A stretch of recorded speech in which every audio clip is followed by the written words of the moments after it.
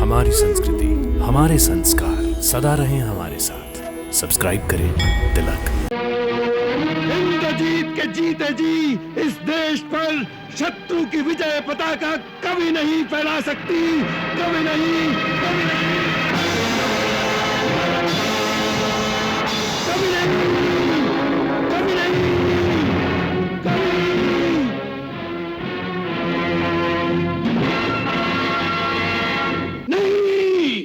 भैया, एक प्रार्थना करूं?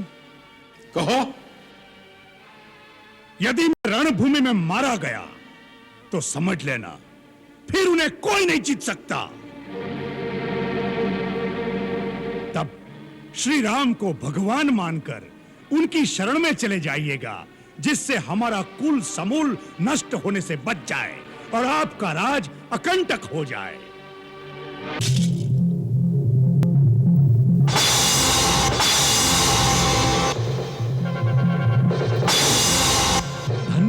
धन्य है प्रभु आप। असुराधिपति रावण, जिसने अपनी परनारी लोलुपता, अपनी प्रेम पिपासा की ज्वाला में अक्षय कुमार जैसे नौनिहाल, प्रहस जैसे आज्ञाकारी पुत्र, देवांतक, नरांतक जैसे लाल और मेरे अतिकाय जैसे अतुलित बलशाली सपूत की आहुति चढ़ा दी। मालिनी! मैं पूछती हूँ कि जिस सीता की लालसा में ये सब कुछ कर रहे हैं, अब यदि वो सीता आपको मिल भी जाए तो क्या? हमारे पुत्रों के मृत शरीर पर पग धरती यदि वो राजमहलों में प्रवेश करेगी तो कौन उसका आदर करेगा? इंद्रजीत, तुम्हारे वध का प्रतिशोध तुम्हारा पिता लेगा। अपने किसी पुत्र से हमने इतना प्यार नहीं किया जितना तुमसे किया। तुम्हारा वध करने वालों को मैं कभी क्षमा नहीं करूंगा। उनके सारे कुल का विनाश कर दूंगा, तीनों लोकों का विध्वंस कर दूंगा। ऐसी त्राही मचा दूंगा कि एक दूसरे को शरण देने वाला कोई नहीं रहेगा।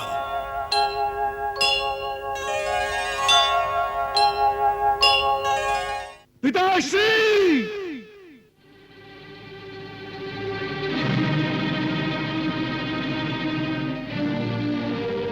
इंद्रजीत, तुम्हारे शीघ्र चले आने से हम समझ गए कि तुम्हारा यज्ञ संपूर्ण नहीं हुआ, उसमें कोई बाधा आ गई है। उसका बाधक आपका अनुज भ्राता कुलद्रोही विभीषण निकला, जो शत्रुओं को मंदिर के गुप्त स्थान पर ले आया और यज्ञ विध्वंस करा दिया। विभीषण, विभीषण, फिर भी तुमने उस नीच देशद्रोही को जीवित छोड़ दिया। पिताश्री, मैंने उसी के लिए इतने दिनों से यम अस्त्र बचाकर रखा हुआ था। आज मैंने वही यम अस्त्र उस पर छोड़ दिया, परंतु लक्ष्मण ने एक ऐसी शक्ति चलाई जिसने मेरे अस्त्र को रास्ते में ही तेजहीन कर दिया। उसका तोड़ भी विभीषण ने ही बताया होगा। नहीं, उसका तोड़ देवताओं के सिवा इस धरती पर कोई नहीं जानता। तो क्या लक्ष्मण को देवताओं ने बता दिया? नहीं, उसे बताने की कोई आवश्यकता नहीं। लक्ष्मण देवताओं का देवता है, लक्ष्मण नर नहीं, कोई अवतार है। इंद्रजीत!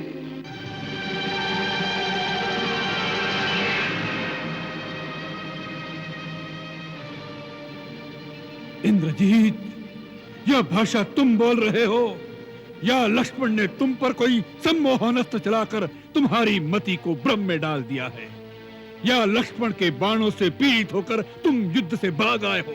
पिताश्री!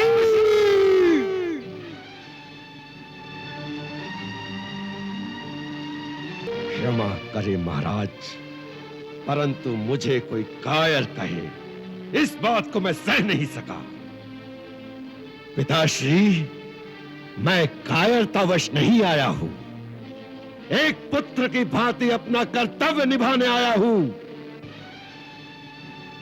आपका कल्याण हो, इस प्रयोजन से आपसे यह कहने आया हूं कि आप अपने आप को, आपके साथ वैभवशाली राक्षस जाति को और लंका देश की समृद्धि को सर्वनाश होने से बचा लें। अब भी समय है पिताश्री, आप सीता का मोह त्याग कर श्री राम की शरण में चले जाएं वो मनुष्य नहीं है, स्वयं नारायण का अवतार है। तुम्हारी मति मारी गई है इंद्रजीत, जो इस प्रकार स्त्रियों की भांति अनर्गल प्रलाप करने लगे। यह वीरों की भाषा नहीं। तुमसे किसने कह दिया कि वह वनवासी छोकरे भगवान का अवतार है? मेरे अनुभव ने। आज मैंने लक्ष्मण पर उन तीनों अस्त्रों का प्रयोग किया जो अमोघ हैं, जिनकी शक्ति से बढ़कर तीनों लोकों में कोई अस्त्र नहीं, जिनका ना कोई तोड़ है। पहले मैंने ब्रह्मास्त्र चलाया, परंतु वो लक्ष्मण का वध करने से इनकार करके तेजहीन होकर लौट आया। क्योंकि कल एक समय जब लक्ष्मण मुझ पर ब्रह्मास्त्र चलाना चाहता था, तो राम ने उसे नीति विरुद्ध कहकर रोक दिया था। आज ब्रह्मास्त्र ने मुझसे भी यही कहा था कि इस समय इसका प्रयोग नीति विरुद्ध है। इसके चलने से देवलोक, पाताल, पृथ्वी, तीनों लोक में विनाश की ज्वाला भड़क उठेगी। परंतु यह सब अधर्म और अन्याय को विजय दिलवाने के लिए नहीं हो सकता। इसीलिए ब्रह्मास्त्र तेजहीन होकर लौट आया।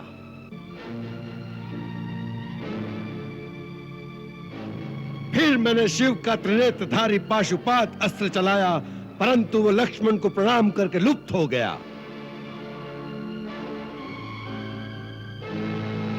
फिर मैंने भगवान नारायण का अमोघ चक्र, जो त्रिलोकी की अंतिम शक्ति है, उसे चलाया, परंतु नारायण चक्र लक्ष्मण की प्रदक्षिणा करके लौट आया। यह अंतिम प्रमाण था, जिसे देखकर मुझे विश्वास हो गया कि यह नर नहीं, स्वयं नारायण का अवतार है। और तुम अपने पिता को यह प्रवचन देने आ गए कि हे पिता, जो तुमने तीनों लोकों में अपनी विजय का डंका बजाकर अखंड यश प्राप्त किया है, आज उस यश को धूल में मिलाकर दो वनवासी भिखारियों के चरणों में जाकर बैठ जाओ। इंद्रजीत, याद रखो, जो स्वयं अपने हाथों अपनी कीर्ति को धूल में मिला देता है, देवता भी उसका सम्मान नहीं करते। वह कहेंगे कि मृत्यु के डर से रावण ने हार स्वीकार कर ली। हाँ, उनकी शक्ति से तुम भयभीत लग रहे हो। तुम्हारा मन और शरीर दोनों थक गए हैं। जाओ, अपने महल में जाकर विश्राम करो। यह युद्ध रावण का है और रावण इसे अकेला ही लड़ लेगा। रावण का मार्ग स्थिर हो चुका है, उसे अपमान और अपयश का नया मार्ग मत दिखाओ इंद्रजीत।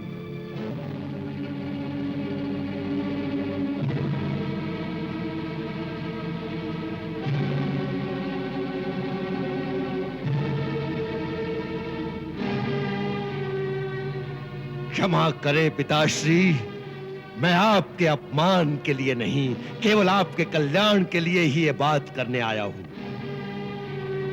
जहां तक मेरा संबंध है, मैंने युद्ध शुरू कर दिया है। अब यहां से भागकर भगवान की शरण में जाने से भी अपयश ही मिलता है। इसलिए मैं एक वीर की भांति भगवान के हाथों मरने जाऊंगा।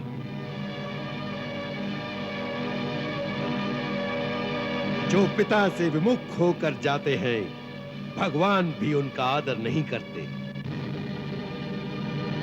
इस समय मेरा स्थान राजमहल में नहीं, केवल युद्ध भूमि में है। यदि राम मुझे तीनों लोगों का राज्य भी प्रदान कर दे, तो भी मैं युद्ध से भागे हुए कायर की संज्ञा लेकर जीवित नहीं रहना चाहता। क्योंकि मेरी आत्मा ही मेरा सम्मान नहीं करेगी, तो दूसरे क्या करेंगे?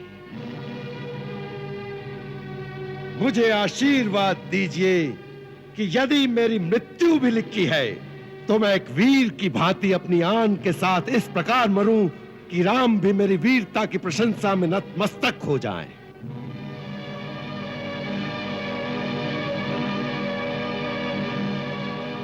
यदि वो नारायण भी है, तो वो भी मेरी विजय का ही रूप होगा।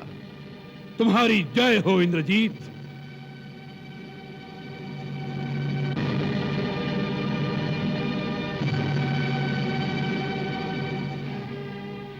पुत्र, यदि तुमने उन्हें पहचान ही लिया है कि वे स्वयं भगवान हैं, तो तुम अकेले ही उनकी शरण में चले जाओ। मुक्ति के पथ पर प्राणी अकेला ही जाता है। ये अवसर तो किसी विरले को ही मिलता है। वत्स, तुम धर्म का मार्ग अपनाओ।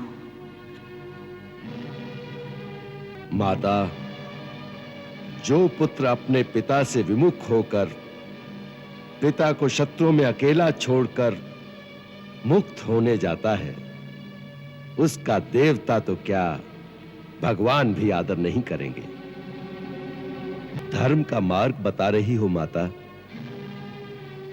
तो पुत्र के लिए केवल एक ही धर्म का मार्ग है। अपने पिता के चरणों में अपने सुख, संपत्ति, वैभव, यहां तक कि अपनी मुक्ति का भी बलिदान दे देना।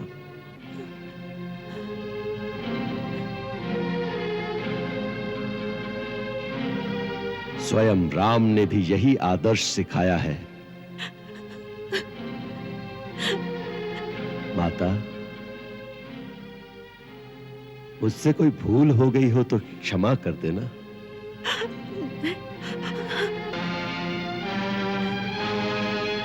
स्वामी, कर्तव्य पथ पर जा रहे हो, मैं रोकूंगी नहीं, परंतु जाते जाते केवल एक बार मेरी ओर देख लेते तो कोई क्षति तो न होगी। नहीं सुलोचना,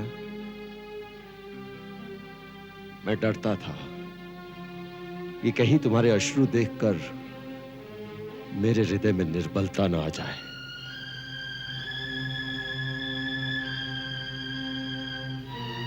देख लीजिए, इन आंखों में कोई अश्रु नहीं। पत्नी का धर्म होता है पति की कर्तव्य पूर्ति में उसका साथ देना, उसके उत्साह को बढ़ाना, ना कि अपने मुंह से उसे निर्बल करना। पति पत्नी का संबंध तो जीवन मरण का होता है, फिर रोना किस लिए? जाइए स्वामी, अपने धर्म का पालन कीजिए, उसमें ही आपकी विजय है। मुझे सदा अपने साथ ही समझिए।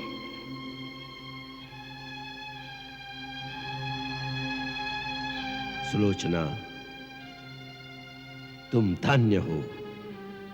तुम्हारी गणना संसार में श्रेष्ठ स्त्रियों में होगी।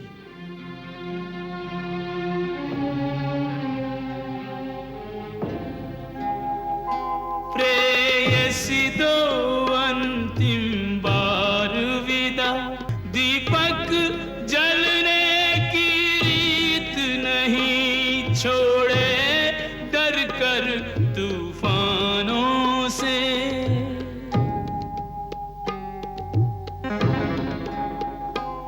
यह निश्चय कर बढ़ चला वीर, कोई उसको रोक नहीं पाया। चुपचाप देखता रहा पिता, माता का अंतर भर आया।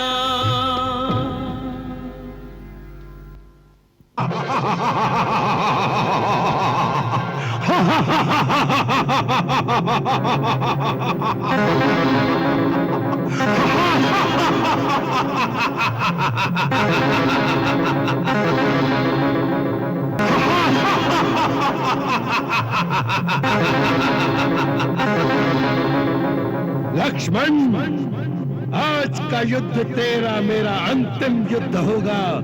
आज या तू नहीं रहेगा या मैं नहीं रहूंगा, परंतु इतिहास इंद्रजीत को याद रखेगा कि युद्ध में यदि भगवान भी सामने आ गए तो इंद्रजीत ने कभी पीठ नहीं दिखाई, वैसा ही आक्रमण किया जैसा शत्रु पर करना चाहिए।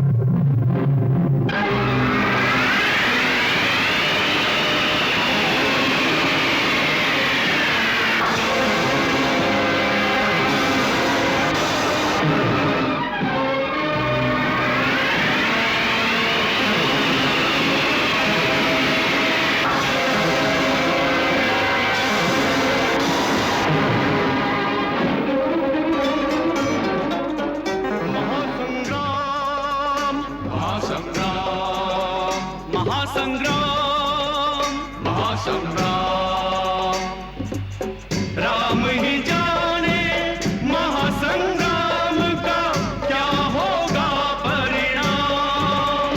महासंग्राम महासंग्राम महासंग्राम महासंग्राम।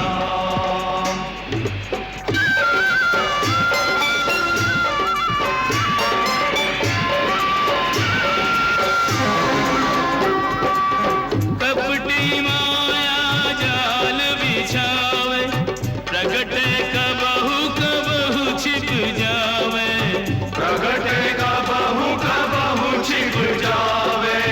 जो जो तीर लखन पर मारे, माना हो अग्नि में घृत डारे। लक्ष्मण शक्ति असुर पहचाने, अपनो अंत मन ही मन जाने। खल यह लखन गोप को भाजन, दृढ़ निश्चय अब कीन्हो लक्ष्मण। नहीं उदंड को दंड दिया तो लखन न मेरा नाम। महासंग्राम महासंग्राम।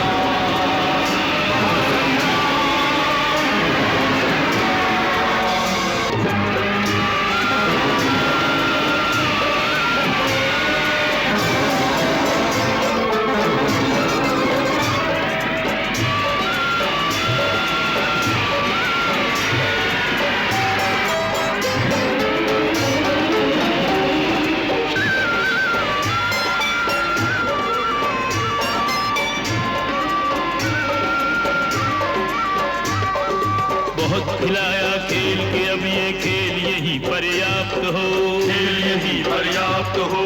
मायावी राक्षस की माया और न जग में व्याप्त हो, और न जग में व्याप्त हो। तू है वीर वीर गति तुझको वीर के हाथों प्राप्त हो, वीर के हाथों प्राप्त हो। मेघनाद अब तेरी जीवन लीला यही समाप्त हो, लीला यही समाप्त हो। यदि मैं श्री राम का अनन्य सेवक हूं तो तुम्हें श्री राम की ही आन है कि अब मेघनाथ का मस्तक काटकर ही वापस आना। लक्ष्मण, यदि तुझे श्री राम की आन है तो इंद्रजीत को अपने देश की आन है। इंद्रजीत के जीते जी इस देश पर शत्रु की विजय पताका कभी नहीं फहरा सकती, कभी नहीं, कभी नहीं, कभी नहीं, कभी नहीं, कभी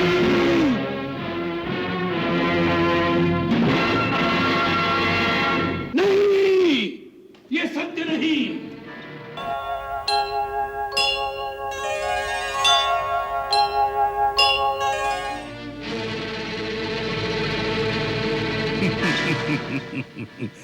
तीनों लोकों का विजेता रावण, जिसके आगे शस्त्रहीन, श्रीहीन और मानहीन होकर रह गया, उस पर भी आपने इस बात पर ध्यान नहीं दिया कि वास्तव में श्री राम कौन है। कुंभकर्ण,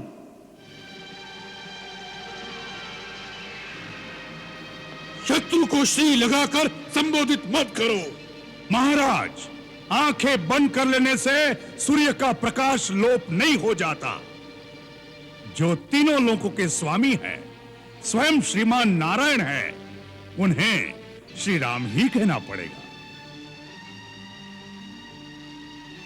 भैया, शायद आप ये भूल गए हैं कि श्री राम से कई पीढ़ियां पहले इक्ष्वाकु वंश के एक राजा ने आपको श्राप दिया था कि जब स्वयं श्रीमान नारायण हमारे कुल में अवतार लेंगे, तब वह उसी नर रूप में आपका विनाश करेंगे। वो बात भी भूल गए जो नारद ने मुझे बताई थी कि विष्णु ने राक्षसों का नाश करने के लिए अयोध्यापति दशरथ के घर जन्म लिया है। भैया, ब्रह्मा की बात भी भूल गए।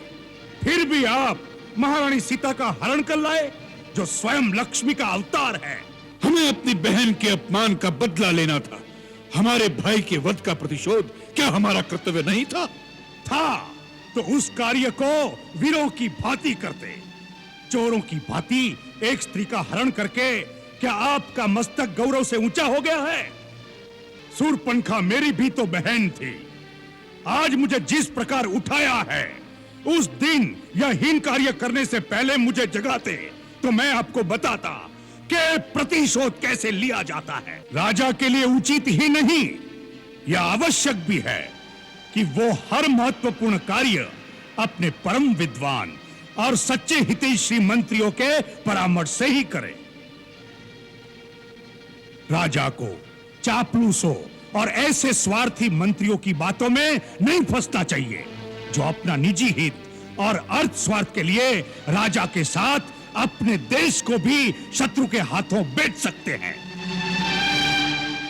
ऐसे ही मंत्रियों के लिए शास्त्र कहता है कि विनाशयन्तो भर्तारम सहिताः शत्रुभिर्बुधैः विपरीतानि कृत्यानि कारयन्ति ही मंत्रिणः तान भर्ता मित्र संकाशान अमित्रान मंत्र निर्णय व्यवहारेण जानियात सचिवानु उपसंहितान। कुंभकर्ण, यह समय शास्त्र सुनाने का नहीं है।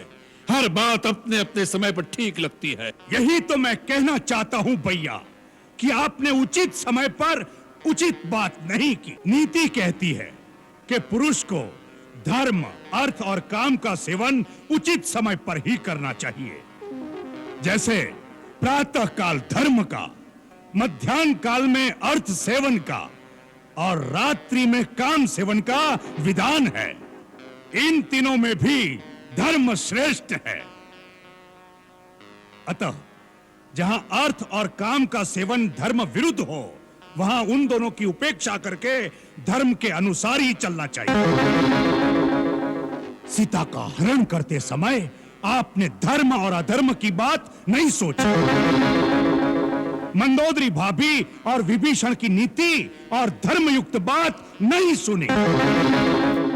केवल अपनी काम वासना की पूर्ति का बहाना ढूंढा है आपने।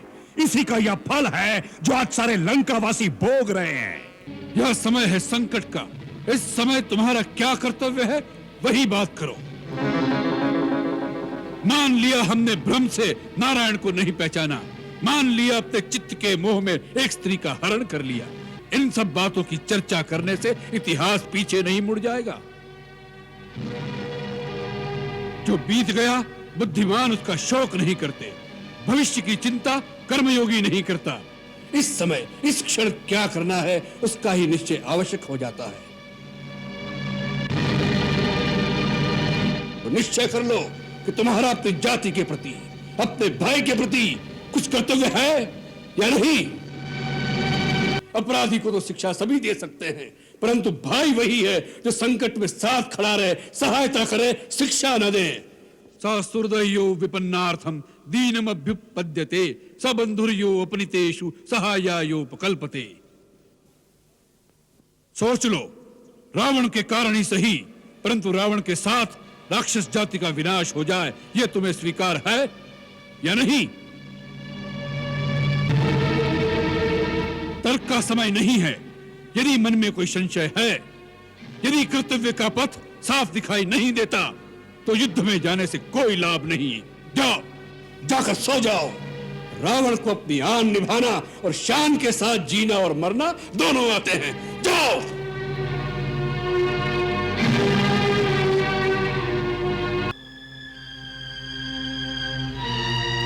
मैं तो छोटा भाई हूं और छोटे भाई का एक ही धर्म है।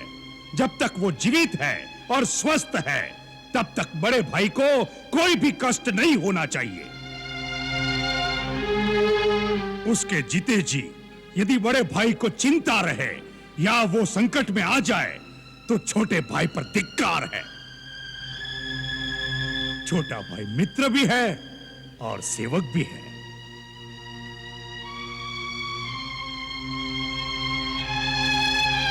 भैया, एक प्रार्थना करूं?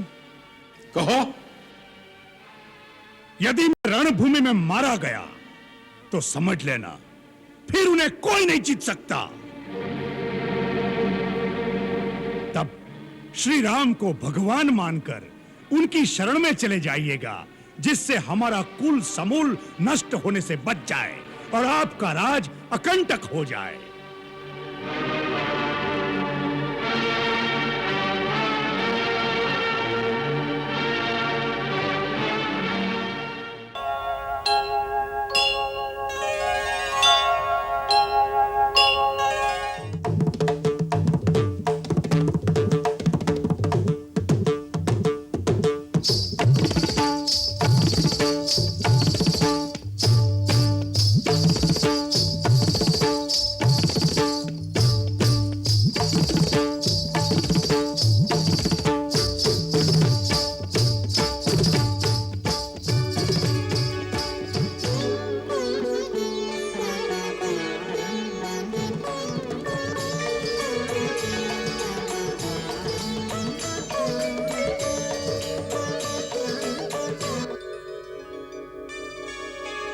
ये क्या? ये चमक कहां से? लगता है आज आकाश में चमकते चंद्रमा में कुछ विशेष चमक आ गई। प्रभु, ये तो आपके दर्शन की छवि से चंद्रमा चमक उठा है। परंतु चंद्रमा की चमक के साथ रह रहकर ये बिजली कौंध उठती है, ये कैसे संभव है? बिना बादल बिजली कैसे चमक सकती है, वो भी दक्षिण दिशा से? इसमें अवश्य कोई भेद है। आज्ञा हो तो इस भेद का भेदन मैं करूं कृपा सिंधु। इस मायामयी स्थान के बारे में आपसे अधिक और कौन जान सकता है लंकेश? इस रहस्य पर से आवरण उठाइए विभीषण जी। वास्तव में बात यह है कि ना ये चमक चंद्रमा की है और ना ये कौंध बिजली की है। फिर क्या है ये? त्रिकूट पर्वत के शिखर पर लंकेश्वर रावण का विलास भवन है। उसी के खुले प्रांगण में रावण संगीत नृत्य की सभा जोड़कर आमोद प्रमोद में मगन है। वहीं पर बैठी रानी मंदोदरी के कानों के कर्णफूल हिल हिलकर चंद्रमा की चमक का भ्रम उत्पन्न कर रहे हैं, तथा महाराज दशानन का मुकुट सिंहासन पर छाए छत्र में से बिजली की आभा का आभास दे रहा है। आश्चर्य! शत्रु अपने दल बल के साथ विशाल सागर लांघकर लंका की सीमा तक आ पहुंचा है। किसी भी क्षण लंका पर आक्रमण हो सकता है। शीर्ष पर युद्ध के बादल मंडरा रहे हैं और लंकापति निर्भय निश्चिंत होकर आमोद प्रमोद में मग्न है। परम आश्चर्य! वीरवर लक्ष्मण, ये जो वो कर रहा है वो रावण की रणनीति की एक चतुर चाल है। इसमें रणनीति की क्या चाल हो सकती है? इससे तो यही सिद्ध होता है कि उसे हमारे आने की सूचना तक नहीं। पूरी सूचना है। हमारा एक पग आगे बढ़ता है, उसे उसी समय सूचना मिल जाती है। अतः आपके लंका पहुंचने पर वो चिंता रहित होने का प्रदर्शन कर रहा है, जिससे शत्रु के हृदय पर उसकी धाक जम जाए और उधर लंका की प्रजा में युद्ध का आतंक न फैले। इसलिए अपने आचरण से ऐसा प्रदर्शन कर रहा है जैसे नर वानर जैसे बैरियों का उसके लिए कोई महत्व नहीं। उसकी चर्या में ऐसी चढ़ाई से कोई अंतर नहीं आता। इस प्रदर्शन का यही अर्थ है। फिर भी हमें चेतावनी तो उसे दे ही देनी चाहिए। शूरवीरों का नियम है कि शत्रु को सावधान करके ही उस पर घात करें। लक्ष्मण जी, मेरा धनुष बाण लाना। जो आज्ञा भैया।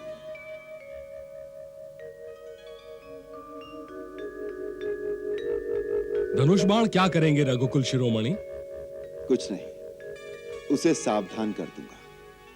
उसे इतना बता दूंगा कि मैं लंका में आ गया हूं।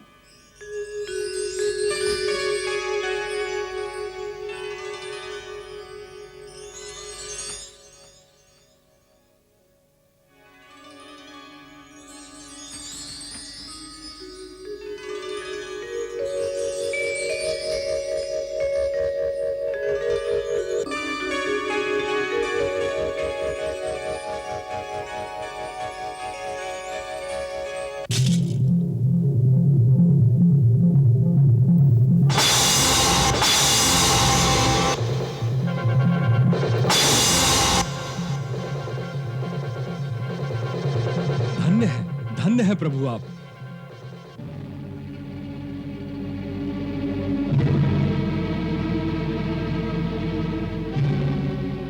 हे पार्वती पति, हे शूलपाणी, हे महादेव, रक्षा करो, रक्षा करो। हे शिव शंभो, हे कैलाशपति, मेरे पति की रक्षा करो। कैलाश नाथ तो सदा हमारे साथ ही है रानी। किस कारण इतनी अधीर हो रही हो? कारण पूछ रहे हैं स्वामी? इससे भयंकर अपशकुन और क्या हो सकते हैं? न बादल, न बिजली, न आंधी, न तूफान। श्री राम के शिविर से। मंदोदरी, तुम भी हमारे वैरी को श्री लगाने लगी। क्षमा नाथ, पर उसी पड़ाव की ओर से एक झंझावात सा आया। आपके आमोद प्रमोद में विघ्न डालता हुआ मेरे कर्ण फूल काटकर आपके मस्तक से ये मुकुट गिरा गया, और आप कहते हैं कि कुछ हुआ ही नहीं। अरे पगली, सिर का गिरना जिसके लिए शुभ सिद्ध होता रहा है, मुकुट के गिरने से क्या शुक्र होगा उसका? आप कितना भी हंसी में टालिए स्वामी, पर मैं आपकी धर्म पत्नी हूँ। आपके अच्छे बुरे प्रत्येक कर्म की सम्मान से सहभागिनी हूँ। मेरी विनती को स्वीकार कीजिए। ये शकुन अच्छे नहीं हैं। रघुनाथ से विरोध छोड़ दीजिए नाथ। मैं दानव की बेटी, शीश काट कर भुजाओं पर कैलाश पर्वत उठाने वाले महाभट्ट रावण की भार्या इतने साधारण से टोटके से डर गई? राम मायापति को अपनी माया के टोटके दिखा रहा है। ये टोटके नहीं महाबली, ये अवश्य राम का बाण था। यदि बाण भी था तो क्या हुआ? जब तक ऊंट पहाड़ के नीचे नहीं आया तभी तक बल बला रहा है। अभी उसने दशानन की चंद्रहास खड़क की चमक नहीं देखी है। ब्रह्मास्त्र, नागपाश, इंद्र से छिने वज्र, मायावी शूल से सामना नहीं किया है। लाओ हमारा मुकुट, पहना दो हमें।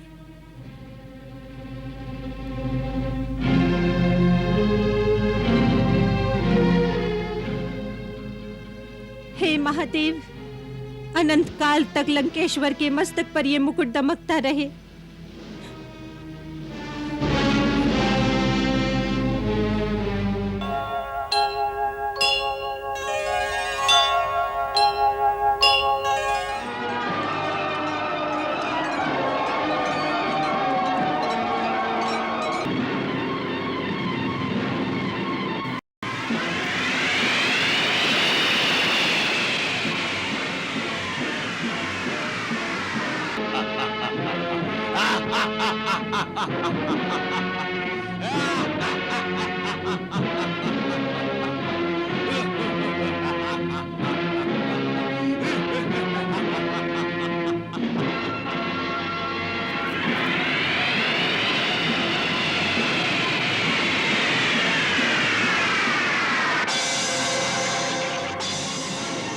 ये मायावी है, अवसर से लाभ उठा लेगा।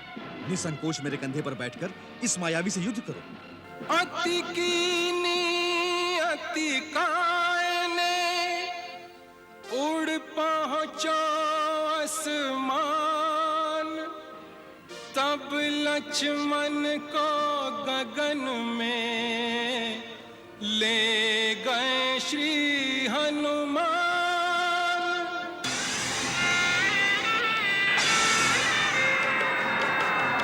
लक्ष्मण के तीर पे तीर चले, नहीं होत प्रभाव प्रहारन को, नहीं होत प्रभाव प्रहारन को। तब इंद्र ने वायु देव पठाए। प्रणाम पिताजी, दीर्घजीवी भव। सौमित्र, ब्रह्मा जी से प्राप्त दिव्य कवच अतिकाय की सुरक्षा कर रहा है। तुम्हारे शक्ति बाणों से इस कवच का भेदन नहीं हो सकता। अतः तुम इस समय स्वयं ब्रह्मास्त्र का प्रयोग करो। केवल ब्रह्मास्त्र से ही महाबली अतिकाय का वध हो सकता है।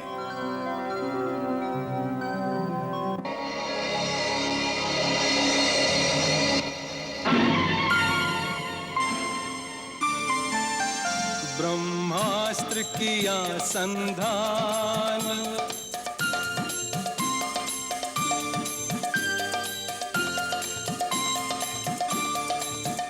लक्ष्मण ने मारा बाण।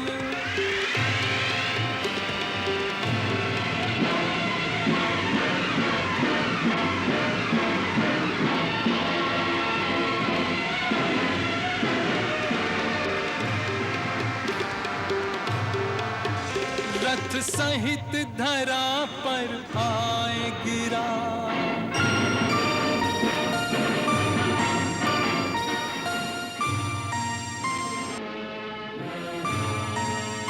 अतिकाय ने तज दिए प्राण। अतिकाय ने तज दिए प्राण।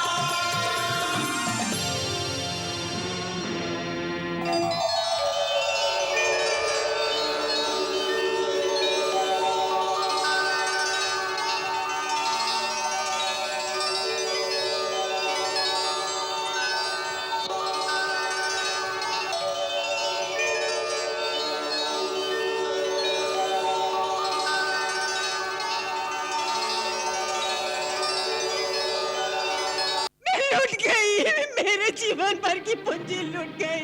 तो सुनो, मुझे छोड़ दो रही हो मालिनी। मुझे छोड़ दो। मुझे राजा से न्याय मांगने दो। मुझे राजा से न्याय मांगने दो महारानी मंदोदरी। लंकानाथ स्वामी, मेरा पुत्र मेरा अतिका है, मुझे लौटा दो। मेरी ममता की गोद सूनी न करो। मैं राजा के दरबार में न्याय मांगने आई हूँ, अपना पुत्र मांगने आई हूँ। एक माँ अपनी उजड़ी ममता का पल्लू पसार कर तुम्हारे दरबार में पुकार करने आई है। मेरे जीने का एकमात्र सहारा मेरा अतिका है। मुझे लौटा दो मेरी आंखों की ज्योति, मेरी ममता का मोती। मेरा अतिका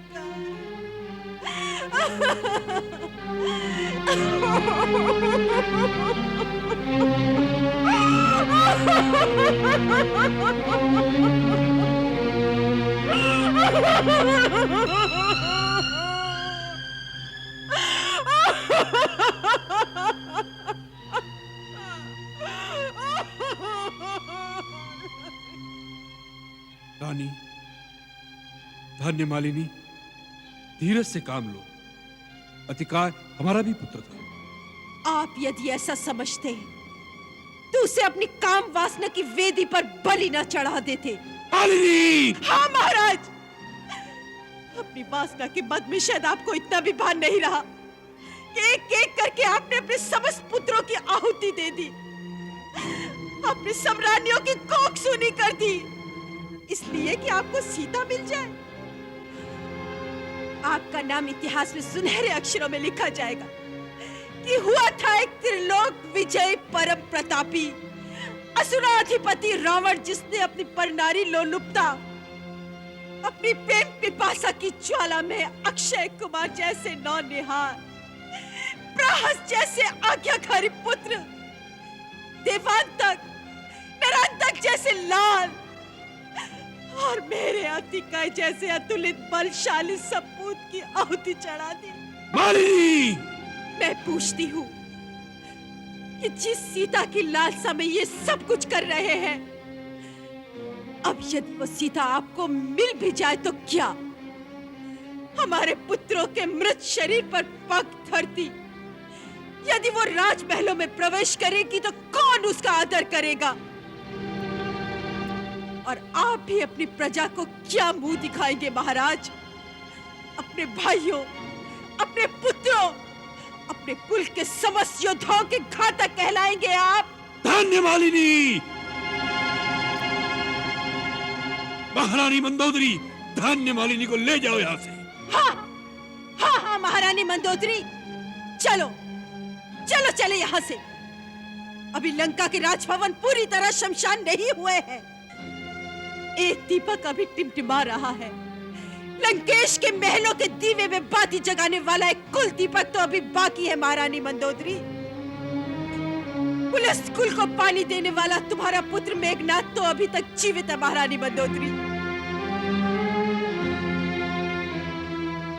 परम प्रतापी महाराज रावण आपका ये महायज्ञ मेघनाथ की बलि चढ़ाए बिना कैसे पूरा होगा? असंभव, असंभव। मेघनाथ की बलि दे सके ऐसा वीर संसार में जन्मा नहीं है मातेश्वरी। इस धरती पर, धरती के तले पाताल में अथवा धरती के ऊपर अंबर में स्थापित देवलोक में भी ऐसा बलशाली एक भी नहीं है माता।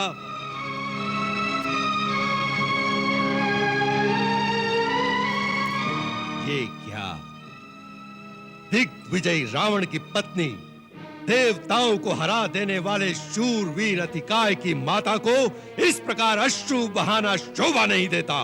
माँ का हृदय होता है, भले ही वो किसी शूरवीर की माँ हो। माँ का हृदय अवश्य रोएगा। तुम पुरुष लोग इतना अत्याचार मत करो कि माँ का रोने का अधिकार भी छीन लो। जो माँ राजमहल में रहेगी उसे रोने का अधिकार नहीं दिया जा सकता, क्योंकि उसके रोने से प्रजा की हजारों स्त्रियां रोने लगती हैं। राजमहल से एक चीख उठेगी तो प्रजा से 10,000 चीखें उठेंगी। दिग्विजयी राक्षस राज रावण की पत्नी, पिता के प्रताप की आन पर अपने प्राण अर्पण कर देने वाले परम पराक्रमी अतिकाय की माता इस प्रकार के प्रलाप करेगी तो हमारे सैनिकों की स्त्रियों की मनोदशा क्या होगी? लंका की महारानी, राजरानी, राजमाता, आपकी आंखों से टपकते आंसू पूरे राज्य में उथल पुथल मचा देंगे। राजमहल का क्रंदन सारे देश में हाहाकार मचा देगा। ये बात याद रखो माता, राज परिवार का एक बहुत बड़ा उत्तरदायित्व होता है। लोग हमें हंसता देखते हैं तो हंसते हैं और हमें रोता देखते हैं तो रोते हैं। इसीलिए राजा को अपने दुख अपने सीने में ही दबाकर सदा हंसते रहना पड़ता है। राजा कभी दुखी नहीं हो सकता। इसलिए आप दोनों राजमहल में जाएं और अपने अश्रु पोंछ लें।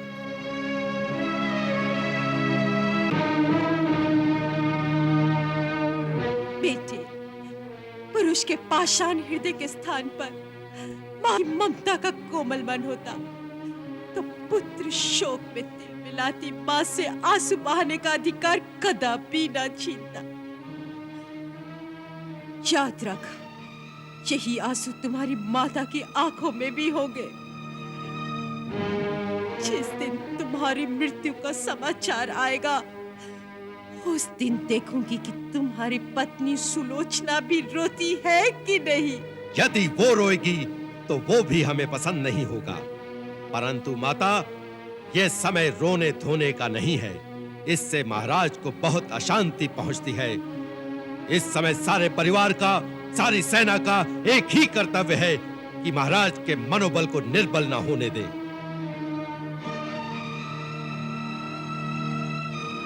युद्ध आरंभ हो चुका है।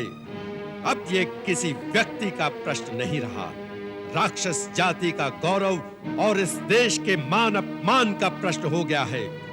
युद्ध क्यों हुआ, दोष किसका था, ये सोचने का समय निकल गया है।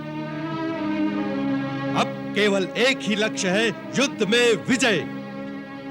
उचित और अनुचित का निर्णय सदा हार और जीत से होता है। सर्वदा विजय ही सच्चा कहलाता है।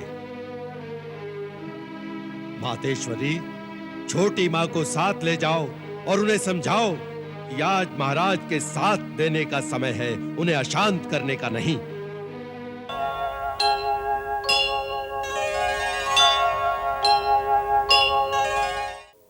इंद्रजीत, तुम्हारे वध का प्रतिशोध तुम्हारा पिता लेगा। अपने किसी पुत्र से हमने इतना प्यार नहीं किया जितना तुमसे किया। तुम्हारा वध करने वालों को मैं कभी क्षमा नहीं करूंगा। उनके सारे कुल का विनाश कर दूंगा, तीनों लोकों का विध्वंस कर दूंगा। ऐसी त्राही मचा दूंगा कि एक दूसरे को शरण देने वाला कोई नहीं रहेगा। लंकेश, आप सारे संसार का विध्वंस कर देंगे तो क्या इंद्रजीत की आत्मा को सुख पहुंचेगा? नहीं। हाँ महाराज, इंद्रजीत के अंतिम शब्द याद कीजिए, जब वो आपको समझाने आया था कि आपका और लंका का कल्याण इसी में है कि आप राम को पहचाने। यदि आपने सचमुच इंद्रजीत से प्यार किया है तो उसकी अंतिम इच्छा पूरी कर दीजिए, सीता को उसके पति के पास पहुंचा दीजिए।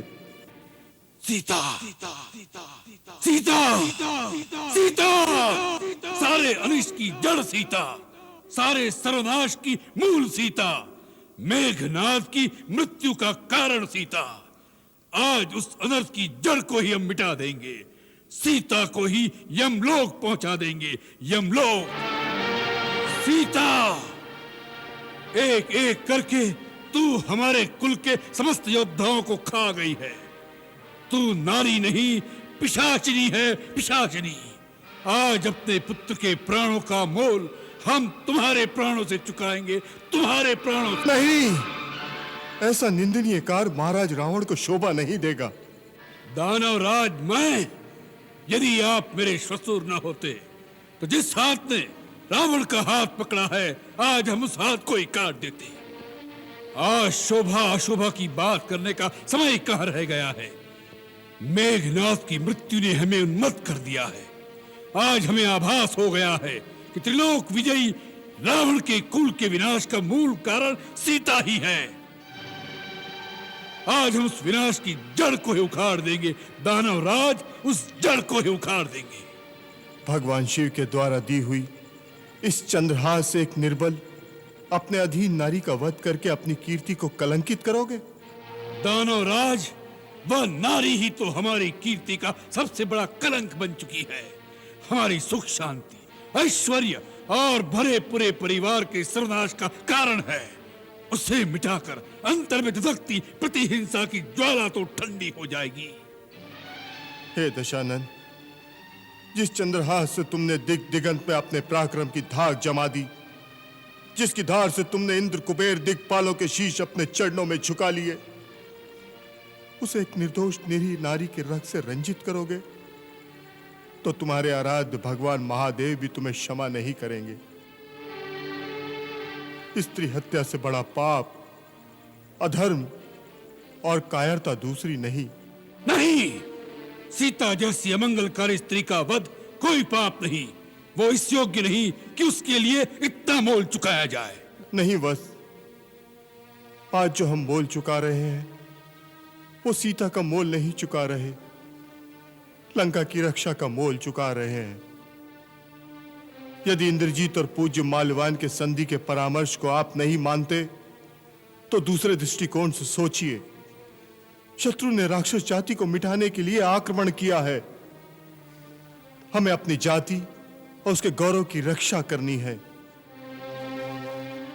इस समय यह आवश्यक है कि हमारा राजा कोई ऐसा कार्य न करे जिससे हमारी जाति के गौरव को कोई धब्बा लगे। आज हमारा सबसे वीर योद्धा, लंका का सबसे अमूल्य रत्न मारा गया है। यह परम दुख और संकट की घड़ी है। ऐसे ही समय में जातियों की सभ्यता और उनके धैर्य की परीक्षा होती है। यदि आप सीता का इस निस्सहाय अवस्था में वध कर देंगे तो सब कहेंगे कि रावण युद्ध में राम से टक्कर नहीं ले सका, तो एक निस्सहाय स्त्री का वध करके अपनी वीरता दिखा रहा है। लंकेश, यह धैर्य धारण करने का समय है। इस समय सारी लंका आपके मुंह की ओर देख रही है कि उसके राजा में कितना साहस, कितना धैर्य है। अब आपके कंधों पर लंका की रक्षा का सारा उत्तरदायित्व आ पड़ा है। क्या महान रावण अपने उत्तरदायित्व को संभालेगा या नहीं? अवश्य संभालेगा। दशानन, एक बार फिर सोच लीजिए। राजा का उत्तरदायित्व यह भी है कि अपनी प्रजा के हित के लिए अपने अहंकार की बलि देकर भी शत्रु से संधि कर ले, जिससे उसकी प्रजा का संहार होने से बच जाए। अपनी प्रजा को संहार से बचाने की शक्ति अब भी अकेले रावण में है, दानवराज। क्या लंकावासी ये नहीं जानते कि उनका राजा तीनों लोकों का विजेता है? न रावण के बाहु निर्बल हुए हैं, न उसके अस्त्र शस्त्र कुंद हो गए हैं। जाओ उनसे जाकर कह दो, हमें सेना की कोई आवश्यकता नहीं, हम अकेले ही संसार की सारी सेनाओं का संहार कर सकते हैं। कल हम युद्ध में अपने अजय रथ पर निकलेंगे, जिसे देवता भी परास्त नहीं कर सकते। फिर उन दो बेचारे मानवों की क्या शक्ति? बस बहुत हो चुका उनसे खिलवाड़। अब उन दोनों का अंत समय आ गया है, उन दोनों का अंत समय आ गया है। नाना जी, यह कवच हमें ब्रह्मा जी ने प्रदान किया था। हमने 1000 वर्ष तक कठोर तपस्या करके इसे प्राप्त किया है। इसे पहनने के पश्चात इंद्र भी हमारे सामने आने का साहस नहीं कर सकता, तो फिर दूसरा कौन आएगा? यह कवच अभेद है, अजय है, कोई अस्त्र इसका भेदन नहीं कर सकता। परंतु किसी अबला का श्राप तो इसके टुकड़े टुकड़े कर सकता है। हाँ नाथ, यदि कोई सती स्त्री श्राप दे तो स्वयं ब्रह्मा और शिव भी उससे किसी प्रकार से आपकी रक्षा नहीं कर सकते। फिर यह कवच क्या कर लेगा? और सीता तो परम सती स्त्री है। मुझे बस उसी से डर लगता है कि वो कहीं आपको श्राप न दे दे। वो तो महान पतिव्रता स्त्री है, उसका श्राप कभी वृथा नहीं जा सकता, और वह कोई कवच आदि काम नहीं आ सकते। मैं आपकी वीरता पर संदेह नहीं कर रही। आपका सामना तो देव, दानव, गंधर्व, किन्नर कोई नहीं कर सकता। फिर केवल एक नर की शक्ति आपके सामने क्या चीज हो सकती है? परंतु एक पतिव्रता के शाप में इतनी शक्ति है कि वो एक महाशक्तिवान राजा को भी भस्म कर सकती है। इसलिए आज मेरी इतनी सी प्रार्थना स्वीकार कर लीजिए नाथ, कि अशोक वाटिका से सीता को मुक्त करके उसे उसके पति के पास वापस लौटा दीजिए। महारानी मंदोदरी, यह समय सौत्या डा का नहीं, यह समय अपने देश की आन का है, लंका की, लंका निवासियों की और उन योद्धाओं की आन का है जिन्होंने लंका के नाम पर अपने प्राणों की बलि दे दी। यदि इसी प्रकार दांतों में घास का तिनका दबाकर शत्रुओं के चरणों में मस्तक नवाना था और उसकी स्त्री को भेंट स्वरूप पुनः उसके पास लौटा देना ही था, तो इतने योद्धा, अपने और अपने भाइयों के इतने पुत्र क्यों मरवा दिए हमने? कुंभकर्ण, प्रहस्त, महापाश, अतिकाय, कुंभ निकुंभ और हमारा सबसे वीर पुत्र मेघनाद आकर हमसे पूछेंगे कि अंत में यही करना था तो हमें क्यों मरवा दिया, तो हम क्या उत्तर देंगे? तुम्हें उनकी चिंता है जो मर चुके हैं, परंतु मुझे उनकी चिंता है जो अभी जीवित हैं। यदि हम उनको बचा सकें तो देश और जाति का भविष्य बच जाएगा। हे दशानन, इस देश का भविष्य इस समय तुम्हारे हाथों में है। यदि तुम चाहो तो इसका विध्वंस होने से बच सकता है। तुम चाहो तो आज लंका मर सकती है और तुम चाहो तो आज लंका जी भी सकती है। नाना जी, जीना अच्छी बात है, परंतु जो अपनी आन को बेचकर जीते हैं वारांगनाओं की भांति उनका कोई आदर नहीं करता। मृत्यु तो एक दिन अवश्य आएगी, परंतु जो कायर होते हैं वो मृत्यु के आने से पहले कई बार मर जाते हैं। जो जीवन के अंतिम दिन तक अपना मस्तक किसी के आगे झुकने न दे, जो वीरों की भांति लड़ते हुए मर जाए, उसके जीने में भी शान है, उसके मरने में भी शान है। इसलिए नाना जी, आज मुझसे जीवन के मोह की बातें मत करो। आज मुझे एक वैरागी की भांति अपना कर्तव्य समझकर निष्काम युद्ध करने दो। यही मेरा कर्तव्य है, इसी में रावण की शान है, इसी में लंका की आन है। राम यदि नर है तो वो आज मेरे हाथों मारा जाएगा, और यदि भगवान है तो रावण का वध करने में उसकी जितनी ख्याति होगी उतनी ही ख्याति युग युगांतर तक रावण की भी होगी। तीनों लोक और तीनों कालों में हम दोनों का नाम सर्वदा एक साथ ही लिया जाएगा। हाँ?